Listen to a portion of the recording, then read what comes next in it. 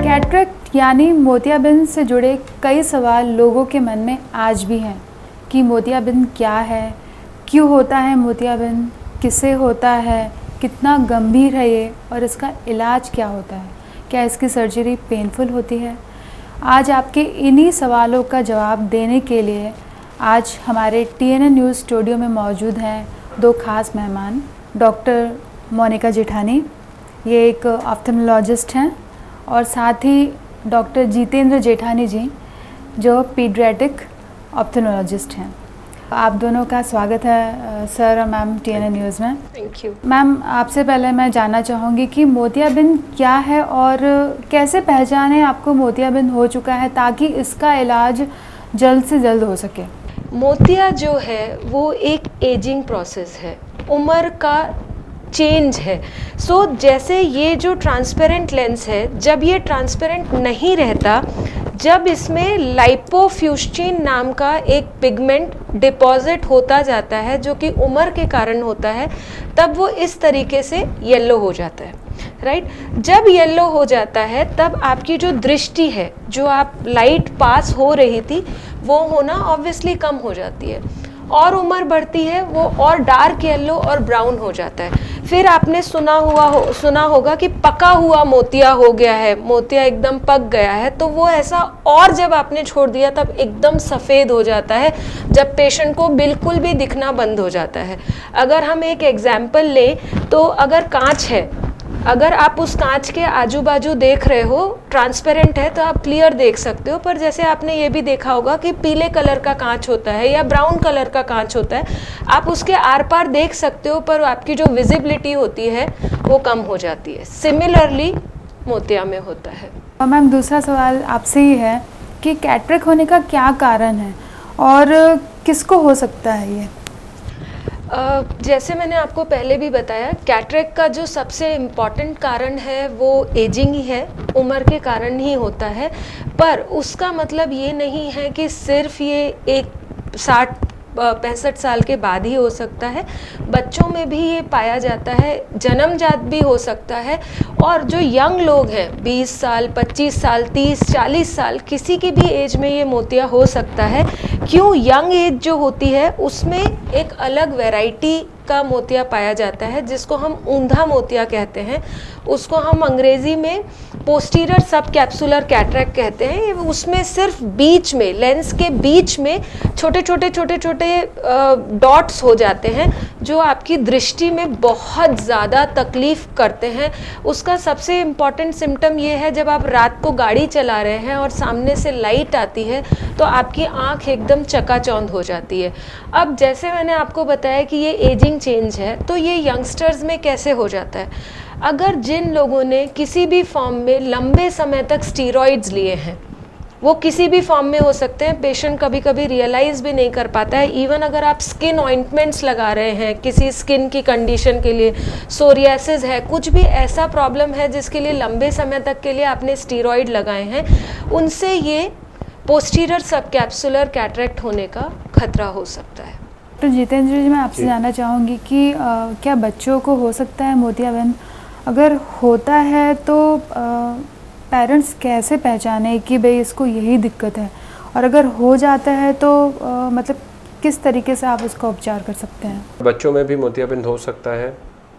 Majorly अगर हम लोग देखें तो it can be divided into multiple reasons.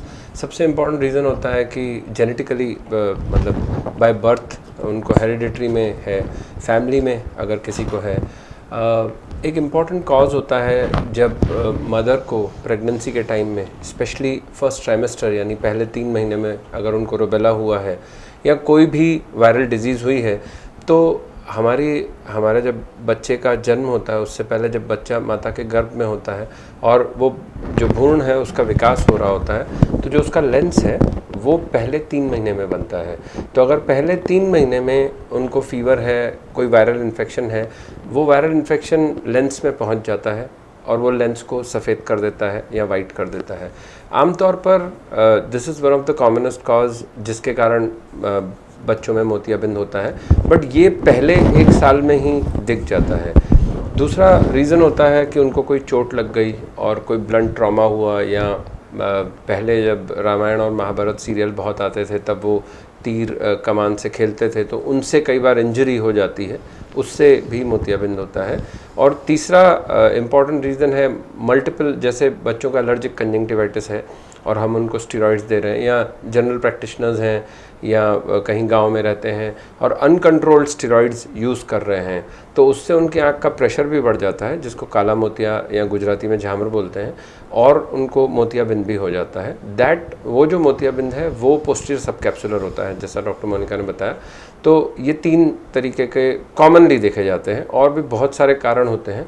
अब माँ बाप कैसे पहचाने, मदर फादर को कैसे पता लगे कि उनको मोतियाबिंद हुआ है?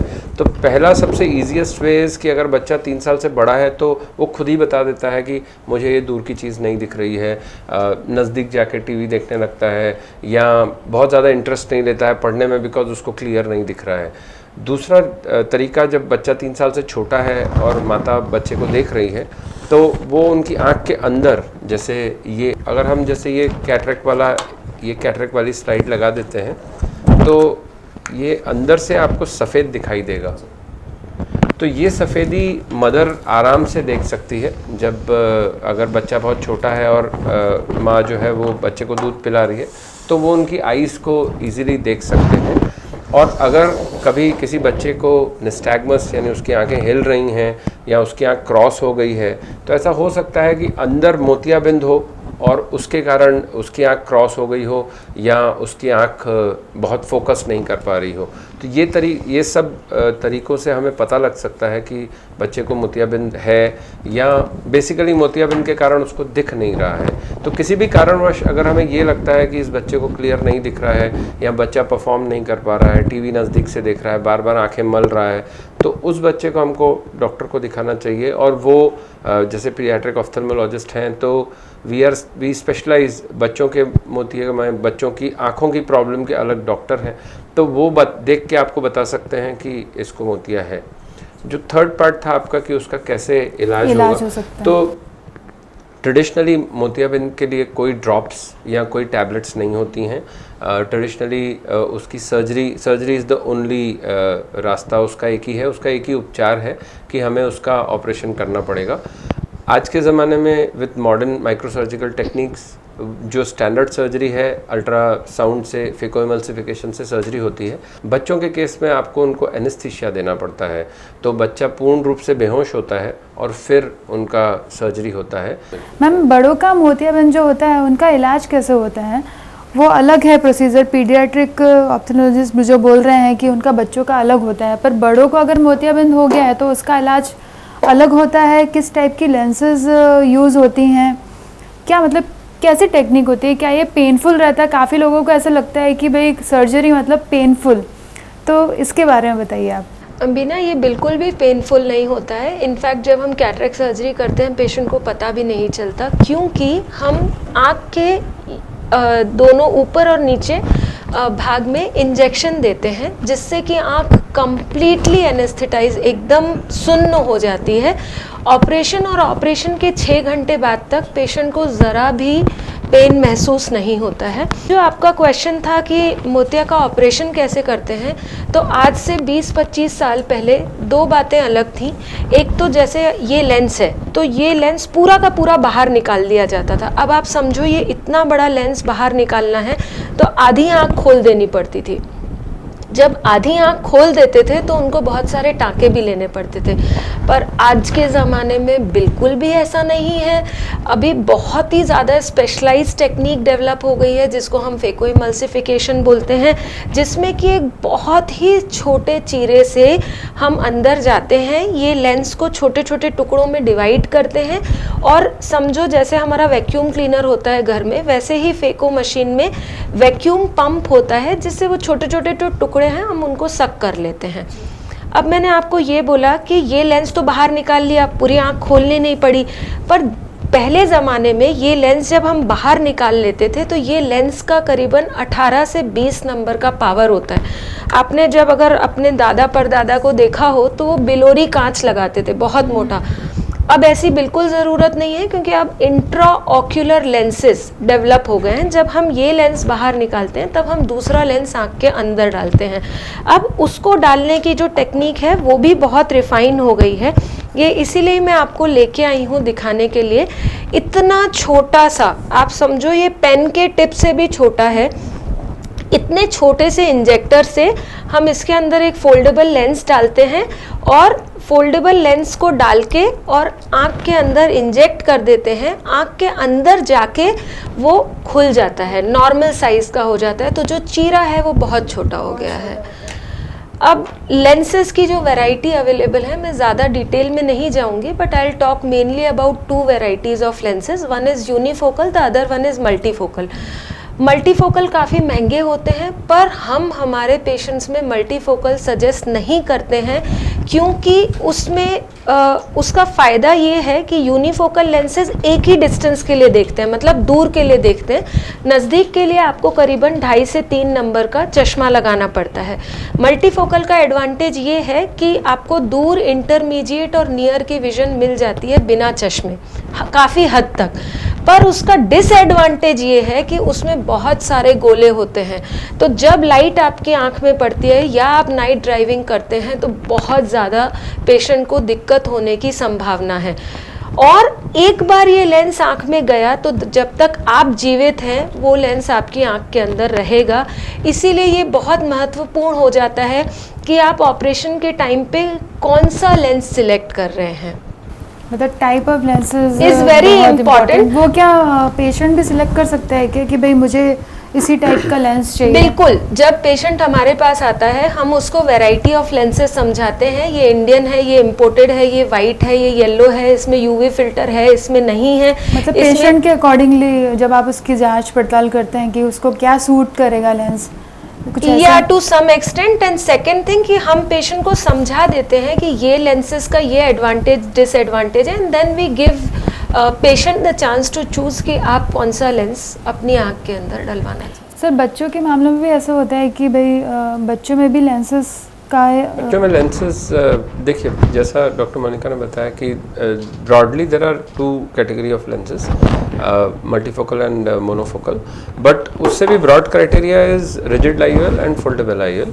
तो फोल्डेबल IOL में मोनोफोकल और मल्टीफोकल होते हैं। बच्चों में मल्टीफोकल आर टोटली, मतलब कम्प्लीटली आप ऐसा समझ सकते हैं कि बच्चों में मल्टीफोकल नहीं डालना चाहिए। बच्चों में it is not allowed to put multifocal, क्योंकि उनकी आंखों का विकास हो रहा है। मल्टीफोकल का एक और मेजर प्रॉब्लम ये है कि वो आपकी 20% लाइट को नियर और डिस्टेंस के लिए कम कर देता है। तो बच्चों की आंखों का, जैसे मैंने बताया, विकास हो रहा है। उनका जितना क्लियरली, जितना शार्प इमेज होगी उतना ज़्यादा उनकी आंख का डेवलपमेंट होगा, और ये development continues till 8 to 10 years of age. तो ये डेवलपमेंट स्लो हो जाएगा अगर इमेज इज़ नॉट क्लियर। बहुत बार ऐसे पेशेंट्स होते हैं कि कैटरेक्ट सर्जरी करवा लेते हैं और उसके बाद डॉक्टर के पास नहीं जाते हैं, ऐसा सोच के कि भाई अब तो मोतिया निकल गया है, अब तो एवरीथिंग इज़ फाइन। तो ये सही प्रैक्टिस नहीं है। आपको दिखाना ही पड़ेगा डॉक्टर साहब को ऑपरेशन के बाद, ताकि उनके चश्मे का नंबर जो भी है और 6 महीने बाद जो भी चेंज हो रहा है वो पहनते रहें, ताकि उनकी आँख का विकास होता रहे। तो मेनली बच्चों में मोनोफोकल लेंसेज ही हम लोग सजेस्ट करते हैं। काफ़ी ऐसे सोशल मीडिया पर मैसेजेस आते रहते हैं, या बहुत सारे लोगों को ऐसे दिखाया जाता है कि सर्जरी के अलावा भी आप कोई ऐसा इलाज है मोतियाबिंद का। लोगों को ऐसे दिमाग में है कि भाई सर्जरी नहीं है, हम कुछ ड्रॉप्स डाल देंगे या कुछ हम ऐसी कोई दवा खा लेंगे तो इससे मोतियाबिंद से हमको छुटकारा मिल जाएगा। तो बताइए कि खाली सर्जरी करवा सकते हैं या कुछ और भी ऐसा ऑल्टरनेटिव है? नहीं, इट इज़ लाफेबल बिकॉज इतने सालों के, मैं ऐसा कहूँगा कि इतने सालों की मेहनत के बाद भी आज we have to discuss this. It is very unfortunate, क्योंकि इतना ज़्यादा समझा, इतनी बातें होने के बावजूद भी लोगों को, पीपल वांट मिरेकल्स। तो लोगों को ऐसा है कि दवाई डाल दें, उस चीज़ का फिक्स्ड इलाज है। उस कैटरेक्ट का मतलब है कि आपको सर्जरी करवानी पड़ेगी।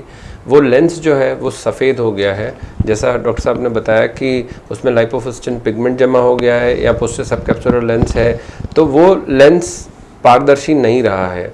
आपको वो कांच के थ्रू लाइट नहीं जा रही है, आपको वो लेंस बदल के दूसरा लेंस डालना ही पड़ेगा। ये सारे miracles they are only existing in social media.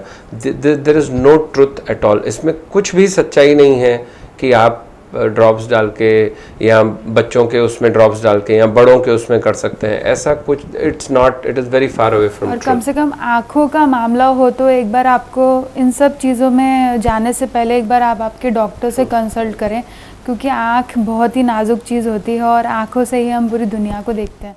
क्या मैसेज देना चाहेंगे आप हमारे व्यूअर्स को मैम आप? I would like to just say कि regular checkup, regular eye checkup बहुत इम्पॉर्टेंट है। एंड अगर आपकी एज अराउंड 60 ईयर्स है तो हर साल एक बार मोतिया का चेकअप कराते रहें। और दूसरा सबसे इम्पॉर्टेंट मैसेज जो मैं देना चाहूँगी, जो कि आज भी मिथ प्रिविलेंट है इंडिया में, कि શિયાળામાં આપણે મોતિયાનું ઓપરેશન કરાઈશું, right? That is very very prevalent. आज भी मैं सुनती आ रही हूँ, जो कि इतना गलत है, उसका कोई भी लेना देना नहीं है। Winter has got nothing to do कि आप उस सीज़न में, आप किसी भी सीज़न में, आप एकदम भरी मई की गर्मी में भी आप कैटरेक्ट करा सकते हैं, आपकी आंखों को कोई नुकसान नहीं होगा। जैसा डॉक्टर साहब ने बताया, will just add to that, आपकी जो भी एज है, whether you are 60, 40, whatever is your age, आप मोतियाबिंद के लिए नहीं, बट आप अपने आँखों के चेकअप रेगुलर करवाइए। 40 के बाद तो आपको वैसे भी बेताले नंबर आ जाएंगे, तो आपको चश्मे की जांच हर 6 महीने करवानी है। बच्चे तो दे आर वेरी स्पेशल, आपको नहीं पता लगेगा कि कब वो बच्चा नहीं देख पा रहा है। मोतियाबिंद उतना कॉमन नहीं है बच्चों में, बट बच्चों को आप रेगुलर चेकअप कराना ही चाहिए। एक कॉमन क्वेश्चन होता है कि बच्चा बॉर्न हुआ है तो हम क्या उसका 1.5 साल में चेकअप करा सकते हैं? बिल्कुल करा सकते हैं। This is the specialisation of paediatric ophthalmologist. हम लोग 1.5 साल में 1 साल के बच्चे का चेक करके बता सकते हैं उसको मोतियाबिंद है कि नहीं, वो तो बता ही सकते हैं। उसको चश्मे का नंबर आएगा कि नहीं आएगा। अगर चश्मे का नंबर आएगा, वो बढ़ सकता है, ड्रॉप्स डाल के उनके नंबर को रोक सकते हैं, और कोई प्रॉब्लम है कि नहीं है। तो it is always a good thing to go to a specialist और उससे पूछें कि क्या ज़रूरत है, कोई प्रॉब्लम है नहीं है। जी, thank you so much doctor Monika Jethani ji और डॉक्टर जितेंद्र जेठानी जी। आँखें हमारे शरीर का एक बहुत ही नाजुक हिस्सा हैं, और आँखों से जुड़ी हुई कोई भी दिक्कत हो तो आपको उसको जल्द से जल्द डॉक्टर को दिखाना चाहिए। तो आपसे एक बार फिर मुलाकात होगी। नमस्कार।